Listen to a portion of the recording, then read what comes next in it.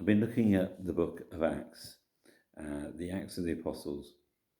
And in Acts chapter 20, as I've looked through the speech that he gives to the Ephesian elders, I've realized something, that Paul brings out a defense. Now, it's not a defense that's just trying to justify himself, trying to defend his reputation, that kind of thing. But it's something which really is about explaining, look, this is the life, the pattern of life that I've had. And I want you to recognize that I'm not just talking theory, but this is the practice of my own experience. And towards the end of that speech, I want to read from verse 32. He says, "And now I entrust you to God and the message of his grace, that is able to build you up and give you an inheritance with all those he has set apart for himself. I have never coveted anyone's silver or gold or fine clothes. You know that these hands of mine have worked to supply my own needs and even the needs of those who were with me. And I've been a constant example of how you can help those in need by working hard. You should remember the words of the Lord Jesus, it's more blessed to give than to receive." When he had finished speaking, he knelt and prayed with them. They all cried as they embraced and kissed him goodbye. They were sad most of all because he had said that they would never see him again. Then they escorted him down to the ship. And Paul says at this point that they're not going to have a further face-to-face contact, not because he doesn't like them, but because he's got this awareness deep down that there's trials ahead. And we see also towards this end part of Acts that people warn him of the trials going on that are going to happen for him in Jerusalem. It's interesting that when people say things towards the end of their time, maybe the last words, maybe you remember certain precious things that are said by someone who was passing away, or things which are said at the end of something. We need to take note of them. Sometimes those are really life-giving words. Sometimes they're very difficult words. Sometimes it's really the things that people really wanted to say and they never felt they ever could.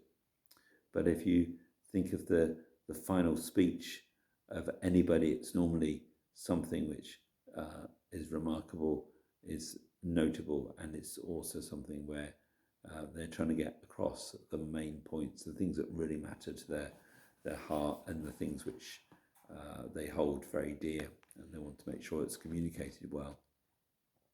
And that's very much the case for Paul too. And I think we need to really recognize too that they're struggling with this sense of bereavement. Have you gone through bereavement? I've been through some bereavements in my life, not so recently, but certainly a while back. And we all know that this sense of loss and bereavement is a very difficult thing to journey through.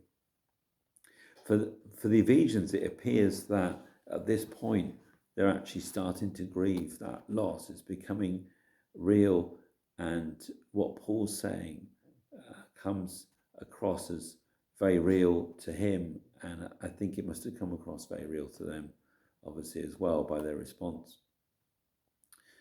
My prayer today is that we would hear those important things that people perhaps need to say to us. Maybe we might be parting from them for a time. Maybe it's somebody who's going away for a long period. Maybe it's somebody who it's really perhaps their last days. Maybe it's somebody who's needing to input into our life but won't get that opportunity for a long time yet. And I pray that we will be open to hear those things that need to be said. Challenged by them perhaps, know how to process them, and know how to grieve maybe if we are facing a loss.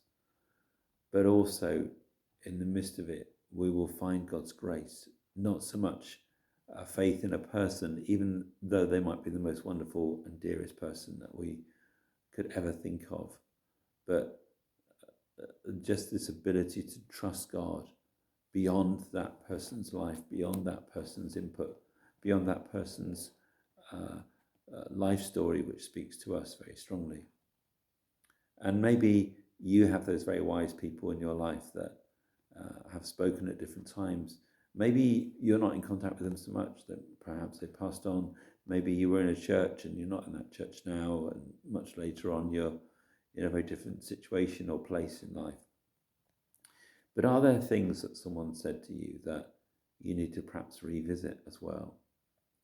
I think very often of key phrases that various pastors have said in my life. And at the time, I probably didn't think I was always taking much in.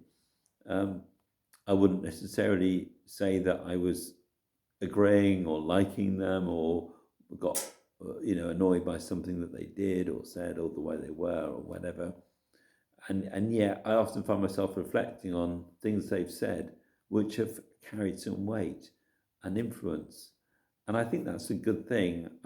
My prayer is that we all have those things which we grabbed hold of as kind of nuggets of truth from a Christian leader that we had been influenced by, and that we would carry those things.